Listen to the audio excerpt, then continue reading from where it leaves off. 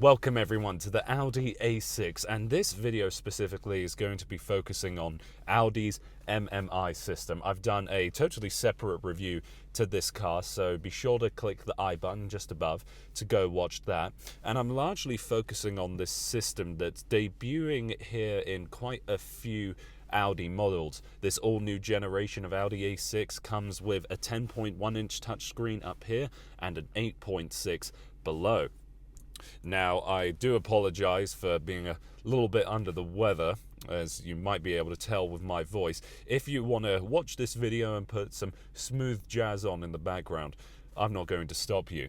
I'm not going to really cover Audi's virtual cockpit in this video, just as it's been around for a couple years now. I'm pretty confident anybody that's familiar with Audi products knows exactly how this works, but there are a few relevant things that need to be discussed with this system. So perhaps to start this video, I'd like to talk about how these screens work. You have the choice of selecting something with haptic feedback. So you press into something to select it, you get a little clicking sensation, and that's how you select something.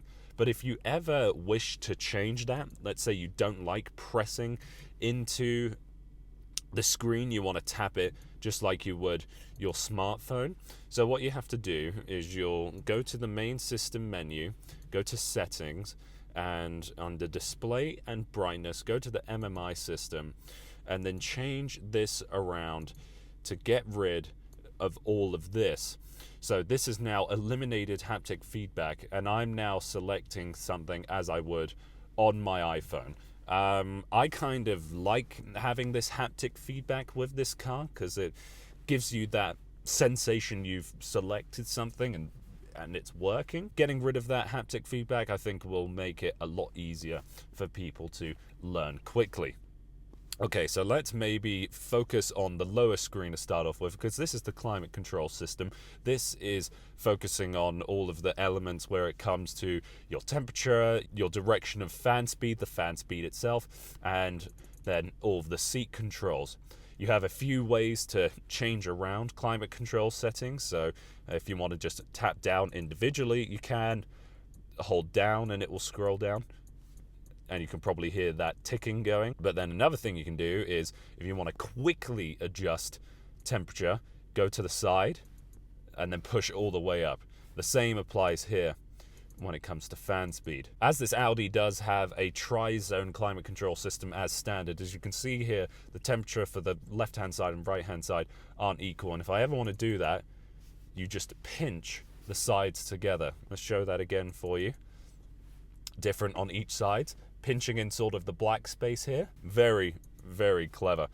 There's also some other things that you can do with this system down below when I get to the navigation. So we'll wait to get to that point. Here you have your seat controls. As you see, if you click on this button, you'll have some other things pertaining to the climate control system. So here you can manipulate the sync again, the rear climate control. Other things to come across here, you've got the rear sunshade button turning off your heads-up display, and then this button here turns off this screen entirely. Few other options to change around here too, so your automatic stop-start, lane keeping assist. Here you can punch in your home address, so it's a quick route, and then home link integration right there. Also, just below that, you have some buttons in the same sort of style as this up here with haptic feedback for your drive selecting, traction control, hazards. I really like the integration of that, very slick. And then when it comes to your max windshield defrosting, front and rear. Okay, now let's focus on this whole main system here. With this MMI touch response system, it comes with Apple Carplay and Android Auto, wireless Apple Carplay. I should correct myself there. That's very good, and that option's always down here selected, and you have these presets here on the left-hand side, and if you ever want to change anything around, you hold down, and now I'm selecting this option, and I drag over to replace it. You can do that for any of the other things, perhaps the menus that you're going to most frequently. But here in the main home, you're going to see the majority of options that are relevant for you, and the things that immediately need to address. Let's go to navigation. So, of course, we have Google Maps integration in this vehicle, and it is absolutely beautiful when you live in a mountain town like me and you can see the 3D renderings come up like that. Absolutely stunning. But from this menu here, you can change the layout if you ever want in a strict 2D view, having the overview such as that. There we go. And then other options can be selected down here on the sides when it comes to everything related to maps. But with this system, I always do my test of selecting my absolute favorite restaurant here in the valley and see how well it responds. Okay, right, so let's go to search. Now, we have quite a few interesting things that we'll do with this keypad that's just shown up down here. So the restaurant I want to go to is the Rocky Mountain Flatbread Company, but I'm just going to put in flatbread by simply typing it in here and see what comes up. Okay, so immediately, that's the first result there. That's exactly what I want. Shows me all of the information regarding it, and then of course to start. But that's not really something I need to focus on here. Instead, you can see now in the text, I have the ability to just tap and get rid of it. Or you slide from the base here. How slick is that? Some other things that you can do, if you're an Android user, you might have this setting on your smartphone. You can sort of draw the space to select something. So that was me trying to type Rocky just by one stroke. Now let's try and do mountain. Can you see that animation there? Oh my god, absolutely brilliant. All right, so then let's try flatbread. This is perhaps a more complex word. Nope, it's got it. Easy said and done.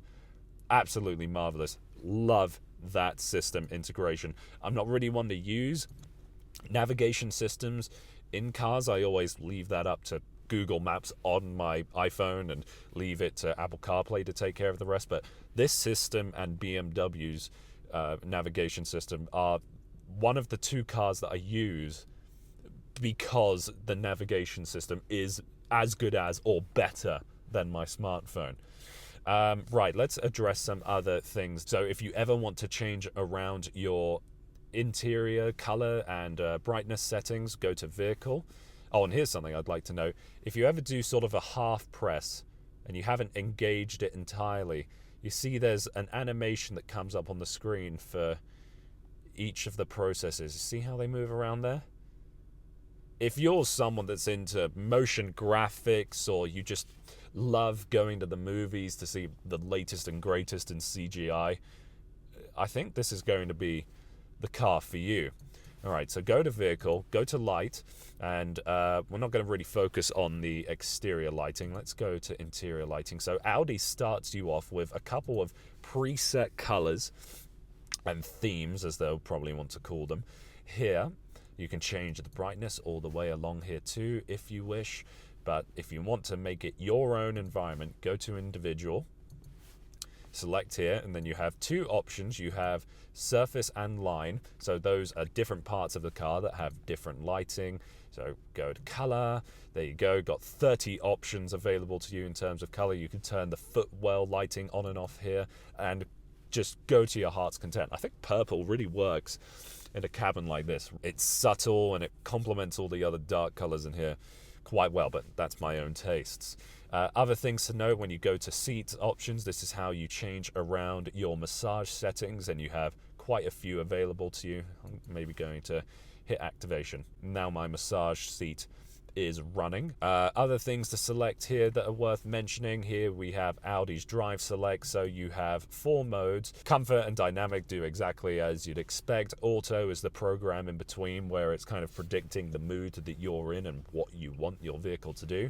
You can see with the air suspension, you have the ability to raise or lower. Probably not going to be able to see it here, but the car is currently raising up to its highest setting. And then individual, this is changing around settings as you'd imagine. You have the drive, so this is the throttle response, suspension, making it more stiff or more compliant, and then steering if you want heavier or comfortable. I haven't really gone far outside of comfort until I wanted to throw this car up a mountain road, and then I engaged dynamic, but Quite frankly, comfort mode is what suits this car best and what it was really built for. Let's go back to the main menu. As you can see, like I was saying, Apple CarPlay is wireless, and despite having the haptic feedback that you have down here along the side, if you go to Apple CarPlay, you need haptic feedback to get into there. Here it's just touching like you would on your phone. Interesting that they do this.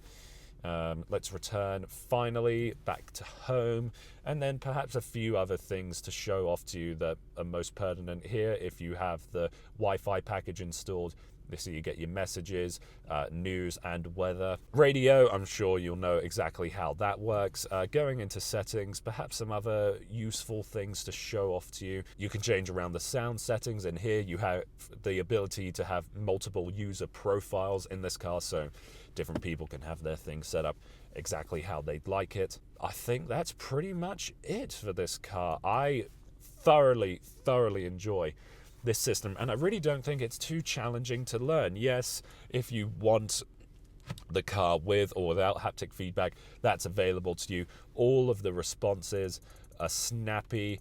It has beautiful animations throughout. It's just such a gorgeous thing to behold, and I really think at night it adds to a character with this car where the ambient lighting down here is more prominent, and you just are surrounded by the sharpest and the most crispy looking displays. So I think that really covers everything that is pertinent to Audi's MMI system. Yes, it's a standard feature for the new Audi A6. The virtual cockpit, you have to option up to the Technik, which is the version I'm in here, to get that screen in front of you. But with the 10.1 inch screen and the 8.6, this is going to be a dominant factor in the user experience and the character of this car. And if you're someone that is a Luddite and you want nothing to do with touch screens and perhaps the maintenance that goes with them, cleaning them up, whatever you want to put towards it, perhaps this isn't the car for you. But if you're willing to give it just a couple minutes of your time, it's incredibly easy to learn. So that's everything I have to talk about here with this Audi A6. This car was provided to me by Glenmore Audi. They're some great people, and thanks for showing me the basics of this car, but a couple of those little hidden secrets I actually found myself. So thank you for lending this car out to me for a few days. All of their information is in the description down below. And again, if you want to see my full review of this Audi A6, be sure to check out the video linked right up above. And that's been everything from me. Thank you so much for watching, and I hope to see you again.